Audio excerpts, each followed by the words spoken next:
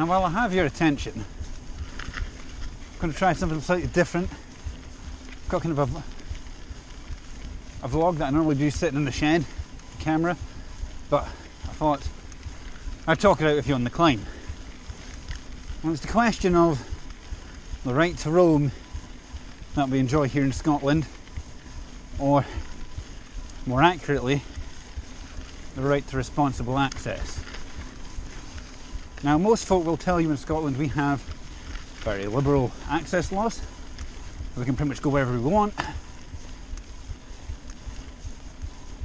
and we have the right to roam to do so. Now, the right to roam is a bit of fake news, really, as it doesn't actually tell us what we have. We have the right to responsible access, with a few caveats. The right to responsible access says we can access any land, private or publicly owned, as long as we do so leaving only footprints and taking only memories, essentially. That we don't damage property, crops, livestock, wildlife in the undertaking. So, for example, you can go into a farmer's field, but you can't chase their cows. You can go into a farmer's field, but you can't walk across their crop, damaging the crop. You can responsibly and conscientiously traverse that field, moving around its perimeter. One of the things that we're not allowed to access are managed, privately owned sporting grounds or lands during their hours of operation.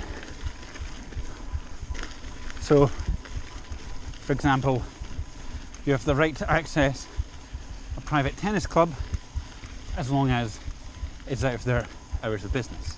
That protects people walking across and getting argy-bargy in golf courses, for example, because it's both dangerous for them and a nuisance for people playing, whilst also leaving enough wiggle room to allow, people to access things of this. Now, the law is a devolved power, so that means the Scottish Executive is in charge of it. So, for anyone watching this outside the UK, Britain is in fact an amalgamation of 4 separate nations: England, Scotland, Wales, Ireland, with a central government based in London and Westminster Abbey, with elected MPs, and certain powers are devolved to local assemblies in each of the other 3 states: Scotland, Wales, Ireland. Now, that law made in Scotland takes advice from a public body called Scottish Natural Heritage. They're essentially the group in charge of looking after the national parks, and they write the code for responsible access and the guidelines outlining what that constitutes as responsible and irresponsible. And Holyrood, the Scottish devolved parliament, basically listens to what they say and constitutes that as the case. And then there's some few test legal cases setting precedents for one or the other. Fine. Still a relatively young law, so there's going to be teething problems in something with that amount of vagary in the initial outline. Now, when this becomes interesting is when people such as mountain bikers, ski tourers, people just out to go camping and hill walking, vastly disagree with Scottish National Heritage what constitutes responsible access. So, a few case studies. Loch Lomond, really beautiful national park with easy, good, fast links to Glasgow. So, gets a lot of traffic of people who aren't typical outdoorsy types. who want to go for a nice day out on a bank holiday, have a disposable barbecue, drink some beers and cider, and then go back home to the metropolis afterwards. So, from this large group of people, a small number essentially litter really badly. Treat it like a festival, abuse it like a festival, leave tents, barbecues, bottles and empties everywhere, and generally trash where they camp. So Scottish National Heritage, ban camping in the perimeter of the loch. Now, that limits people's right to responsible access. Why should the majority of the responsible outdoor pursuing public have to suffer because of some daft students and 20-somethings with a car? Even more contentious because one of Scotland's most popular long-distance walking routes, West Highland Way, runs along Loch Lomond. Second case study, an argy-bargy on Cairngorm Mountain between some ski tourers and the lifties. So ski tourers set off from one point, whatever turns and changes, they make a sensible and safe decision to go for an alternative route off the hill that takes them through a managed ski resort that they haven't paid a lift pass for.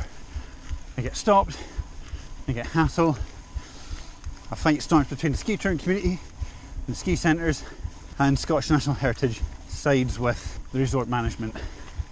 But in a public statement on BBC Radio, they list mountain bikers and ski tourers in doing the same thing.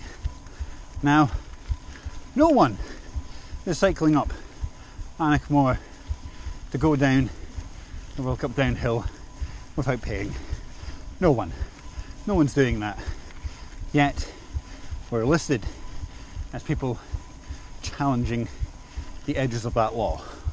Last case study, Flentress. Shining light of trail centre in Scotland.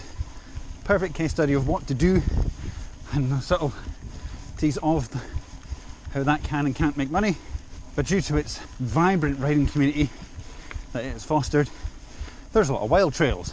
There's a lot of wild trails going through Scottish National Heritage protected sites, including Neolithic hill forts. So now we have done something.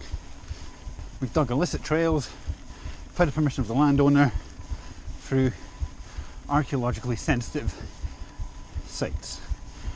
Nice one, lads. Wild trails are the backbone of riding in Scotland. Right to access breeds a sense of ownership, and traditionally forgiveness is easier to seek than permission. But when you're doing it in the backyard of the government quango that decides whether what we can do or can't do is legal, we've got another kettle of fish. So here's the question: do we power on knowing that morally we're right, or do we play it cool knowing that their default position is crack down and cull? If we want to retain the ability to, say, go into a shooting moor during shooting season and ride natural downhills, that we probably want to not piss them off too much. I don't know if I have my answer to this question yet. I thought I would just share some of these thoughts with you with a slightly more interesting visual than the back of my shed. Let us know what you think in the comments, whether you're Scottish or not. And thanks for riding with me. If you want to see the rest of this ride, links in the description. If you made it to the end, it's going to pop up sometime around now. Cheers!